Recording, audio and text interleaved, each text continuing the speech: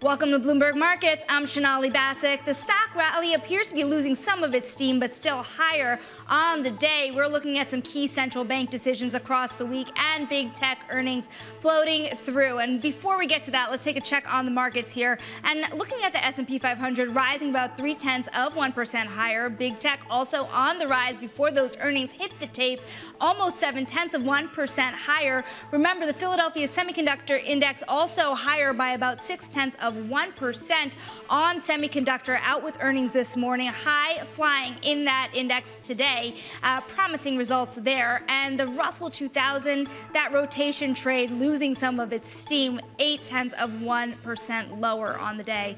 Let's take a look here at some midday movers on the equity side here. We're looking at Tesla shares higher after Morgan Stanley named the company as its new top pick within the auto sector, replacing Ford. High-profile analyst Adam Jonas maintains his overweight rating and street high $310 target on Tesla. He writes that cost cuts and restructuring have helped the company restrict downsides of its EV business. Meanwhile, also taking a look at McDonald's shares rising. This comes after the company announced a sales decline that was less dramatic than what analysts had feared for. The sales drops comes amid a decrease in foot traffic, which is partially due to the company's higher prices as well as customers' increasingly tight budgets. And shares in crypto-linked companies are running into a wall a bit on the day. They were rallying, remember, because the former President Trump this weekend announced an expansion into a pro-crypto agenda at a major Bitcoin conference in Nashville. Speaking of that conference, Trump had some strong words for current SEC Chair Gary Gensler. On day one, I will fire Gary Gensler. I will appoint a new SEC chairman who believes America should build the future, not block the future. Upon taking office, I will immediately appoint a Bitcoin and crypto presidential advisory council. Let's discuss how crypto is playing into this election season with Balance of Power co-host Kayleigh Lyons, because, of course, as we saw former President Trump really campaigning a little more there in Nashville, we also know from the Financial Times and others that Kamala Harris is also starting to change her tone, apparently, to the crypto community as well, right? Yeah, Shonali, this really just underscores that being pro-crypto might be something that is attractive for both candidates in this presidential cycle. Obviously, Donald Trump is trying to paint himself as the more crypto-friendly candidate with these ideas of not just firing Gary Gensler, but creating a stockpile of Bitcoin and creating an advisory council. And, of course, to use his words, making the U.S. the crypto capital of the planet, which does represent a bit of an evolution for Donald Trump. If you remember, during his first term in office, he suggested that Bitcoin was a scam, that the value of these tokens were made out of thin air. So this is definitely an about face. And in part, you could attribute that to, say, the fact that Donald Trump issued his own NFTs that he was selling. We actually have a great look at that in our big take story on the Bloomberg terminal and online today. But in part, this is also because there is a lot of money at stake here. We know that crypto PACs like Fairshake have well over $100 million ready to deploy this cycle. Donald Trump himself has already received donations from many crypto heavyweights, including the Winklevoss twins. And of course, even in Nashville this weekend, he was charging over $800,000 a head to fundraise to take part in his crypto roundtable. So part of this is about the money and not just it being spent in his favor, but trying to make sure it's weaponized against his opponent, Kamala Harris, who, of course, as you allude to, Shonali, there's been reporting that she is opening up more to crypto, that she wants a so-called reset with the industry. And I actually spoke with one of the more crypto-friendly Democrats out there, Congressman Wiley Nickel of North Carolina, about that last week. He said he's been working behind the scenes to encourage her campaign to adopt more friendly crypto policies. He talked about that reset on stage in Nashville as well this weekend. And there's a number of other Democrats who are pushing for the policy platform to be more crypto friendly, as they don't want to leave candidates vulnerable given the growing influence this industry does seem to be having. Just to go back to one finer point here on this idea of a crypto reserve, a strategic reserve of the United States here. It was only hinted at really in broad strokes in that Trump speech, but also again brought up through Senator Lummis introducing a bill. What would this look like? Well, what Senator Lummis says is essentially that her bill would create a stockpile that the U.S. would have to hold of Bitcoin, essentially saying it would be 1 million Bitcoin over 5 years, and that the government would have to hold that for 20 years. And during those 2 decades, it could be used to reduce the national debt. She says that the goal here is to recognize the fact that Bitcoin is a durable asset. I would just note, Sonali, we have seen Senator Lummis, together with even colleagues across the aisle like Senator Kirsten Gillibrand, putting forward crypto legislation before. It hasn't always had success in the Senate. And that's really going to be a key here because, yes, Donald Trump or Kamala Harris, if they were president, would have the power to make decisions over things like an SEC chair. But actual legislating, divvying up, for example, the regulatory authority between the SEC and the CFTC is going to have to be an act of Congress. We have seen that moving forward in the House through the FIT 21 bill and others. And it is worth pointing out that Senator Debbie Stabenow of the Ag Committee has also been working on legislation that would give the CFTC more power. She was actually supposed to push forward that with that this week before the Senate leaves for the August resets, but has now pulled it back. It does seem to be a bit of a stalemate, which just supports the idea that, especially considering the House is already home until mid-September, that any actual legislating when it comes to crypto is going to have to wait until at least after the election. Balance of Power co-host Kaylee Lyons, we thank you so very much for staying all over it. Now let's discuss this more with CoinShares U.S. Head of Digital Assets, Steve McClurg. And I want to start with you on that point of a strategic reserve. What would this really do, and what does it mean for Bitcoin at the end of the day? Can this be something that actually sees the light of day in America? Yeah, look, I think we really should have a strategic reserve because globally, many countries have several currencies that they hold in their strategic reserve. Most of it is U.S. dollars, but also currencies of other countries. And Bitcoin has really emerged as a global currency for the internet, essentially. So it's a currency without borders. It's a digital currency. And even though it's not the currency of one single country, I think it's very important as you begin to remit payment all over the world using a common currency that's not controlled by one country. What finances such a reserve, though? I mean, Steve, if you think about the current state of affairs in America, there's a lot of concern about the deficit. Why would you then spend money on Bitcoin? Well, it really has to do more with inflation. So inflation's been very high for the last 5 years in the United States. It's been high for decades, actually. But in the last 5 years, it's really crept up. And one of the reasons why inflation is so high is because there's not any kind of cap on the U.S. dollar. We can just continue to print more and more of it without any concern as to what's backing it up. We broke the gold standard in the 70s. And right now, there really is no standard. So there is the potential of inflation running out of control. Well, here's another question. Should that money being used for the reserve be really limited to the Bitcoin that's been seized by the United States, or should there be a bigger effort in your mind? Yeah, I really do think that there should be a program where you're buying not just Bitcoin, but also continue to buy gold, continue to buy currencies of other countries. But Bitcoin should be a big part of that. So not only taking the seized Bitcoin, which I believe the U.S. government has about 200,000 Bitcoin at the moment, but also purchasing more. But I think more importantly, we do need to start paying down our deficit and controlling spending. Before we can get to a strategic Bitcoin reserve, we really do have to address those two issues, and those really should be addressed in this current presidential campaign. Let's take a look forward here as well, because there are aspects of the digital asset landscape that were very much embraced by the former president during his speech over the weekend. But there are certain aspects that had a lot more criticism. For example, the idea of a central bank digital currency. This is a massive debate. Where do you stand on it? Should there or should there not be one? Yeah, I'm not actually a really big fan of a central digital currency for a country. I am a bigger fan of currency that's not controlled or inflated by any one country. Other countries in the past, like, the Weimar Republic or Zimbabwe or Argentina, have let inflation run out of control. And not that the U.S. looks exactly like one of those countries, but we have let inflation run out of control over the last 5 years. And there needs to be some kind of cap, whether it's a backing or whether it's just a use of a neutral currency like Bitcoin. So moving forward here, you saw, for example, the Marathon Digital announcement about buying new Bitcoin. How do you think companies are going to react to what we saw over the weekend, even if it takes a long time for the United States to shift its strategy around Bitcoin? You're seeing companies move ahead. Do you think they're jumping the gun? No, I don't think they're jumping the gun at all. We actually predicted about 3 years ago that several companies would begin to hold Bitcoin on their balance sheet and actually launched an ETF with that theme. Very shortly afterwards, we saw Tesla, we saw MicroStrategy, and some other companies begin to hold that. The value of holding Bitcoin on a company's balance sheet really is, if you're a global company dealing in tech, it makes a lot of sense because it is the currency of the internet, so to speak.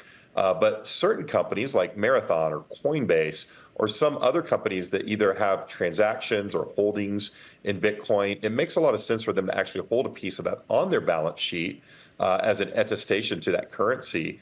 And it just makes sense even from a practical standpoint that sometimes they do need to access that Bitcoin on the balance sheet. So I don't think they're jumping the gun at all. But what I do think will happen is that you'll start seeing other auto companies outside of Tesla begin to hold Bitcoin and accept Bitcoin for their cars and other large purchases.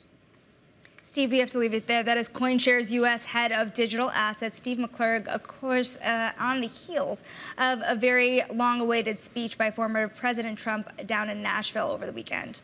Now, coming up, it's the biggest week of the year for earnings with $27 trillion worth of companies reporting worldwide. We're going to talk about what to expect next. This is Bloomberg.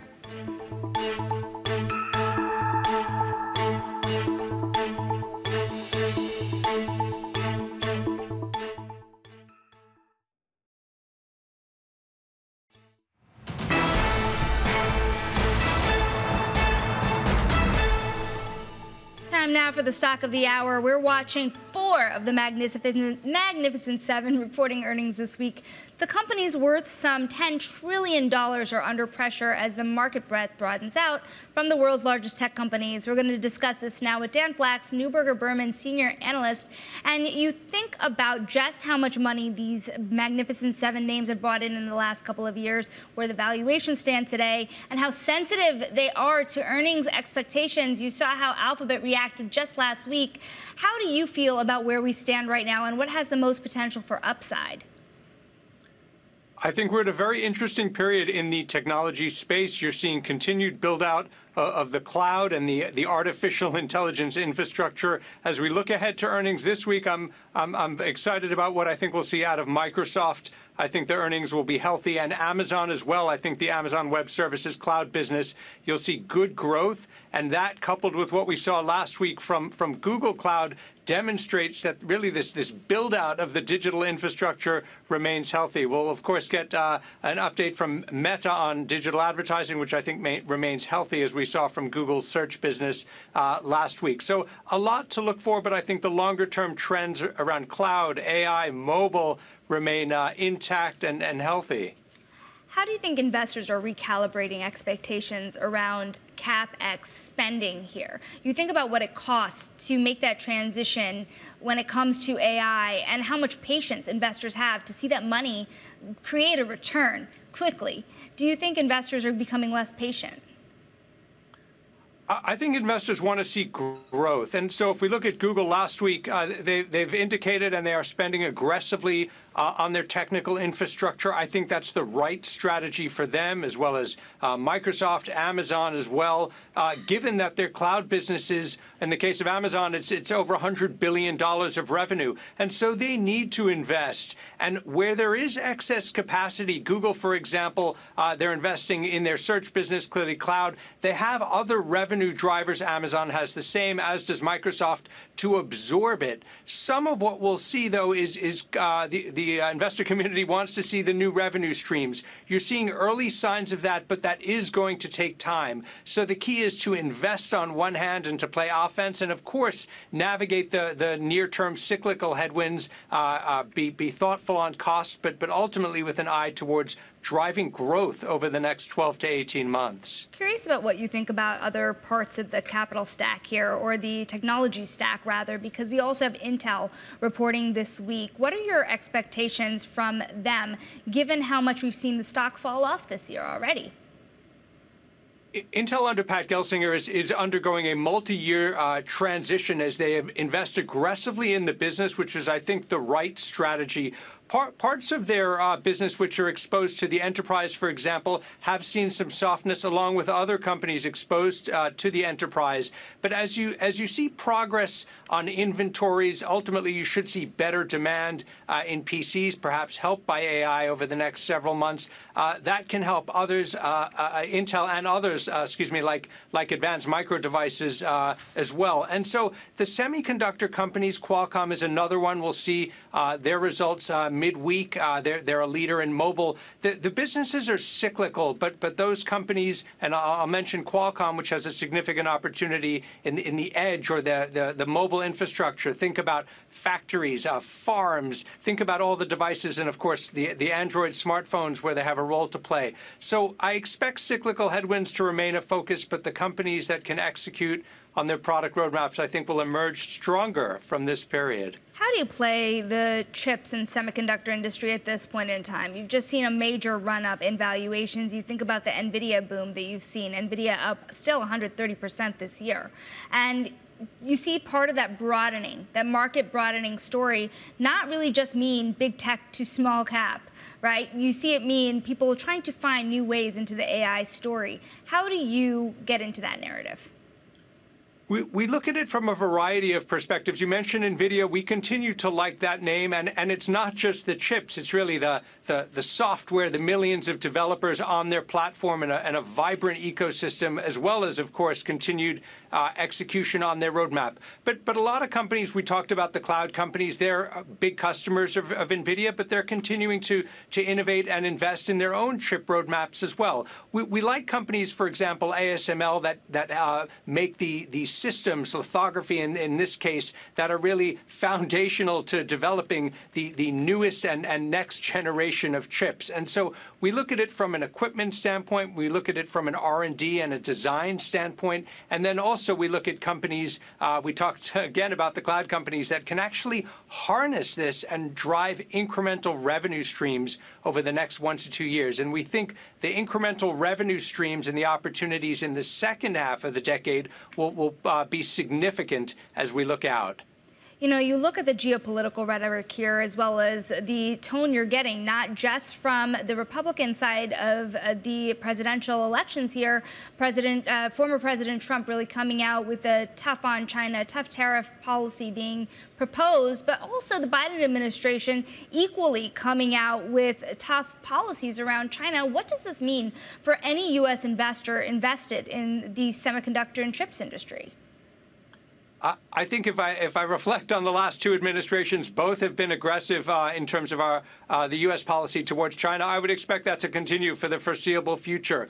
For the companies themselves, they really need to innovate, invest aggressively, manage costs as well, and deliver value to their customers. And so it will matter most, in my view, their innovation, because you'll have different individuals, I suspect, occupy the White House over the next 5 to 10 years. And of course, globally, you have a variety of different administrations in Europe. Clearly, China remains very important. And so I expect this continued bifurcation of the supply chains, but the companies, particularly the global ones, have to be able to navigate it. They have to be able to innovate, and they're going to have to respond when things come up. But if they can't innovate, then and they can't grow, no matter who is in the White House, that'll be difficult for them. For those who can grow, I think they'll be able to flourish even in what it remains a very difficult geopolitical environment. Dan, we thank you for joining us today. The start of a very, very, very busy week for tech investors. That is Dan Flax, Senior Analyst at Neuberger Berman.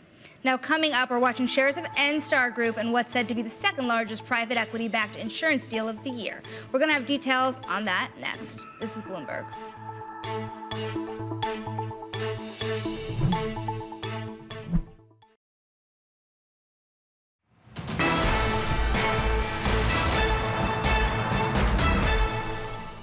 An investor group led by Sixth Street is agreeing to buy property insurer Enstar Group for $5.1 billion. And it's said to be the second largest private equity-backed insurance deal of the year. Enstar shares, though, are lower on the news and are on pace for their biggest drop in more than 4 years.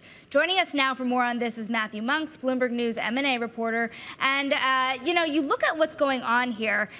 Stephen Mnuchin, Liberty Strategic Capital is part of this group. This does not look like a man that is about to rejoin a potential Trump administration in the future. I couldn't agree more. He's definitely staying busy. So he did the New York community deal earlier in the year. He's been sniffing around TikTok. He's taking advantage of his connections and finding ways to put money to work. So what is this group that has come together here? You have Sixth Street, Steve Mnuchin, J.C. Flowers, but you have a stock that is dropping on the deal, a 35-day go-shop provision. What are the uncertainties around this deal? First of all, they're paying $338 per share in cash, which is about 2 or 3% less than where the stock was trading on Friday. So it's something of a takeover. A take under.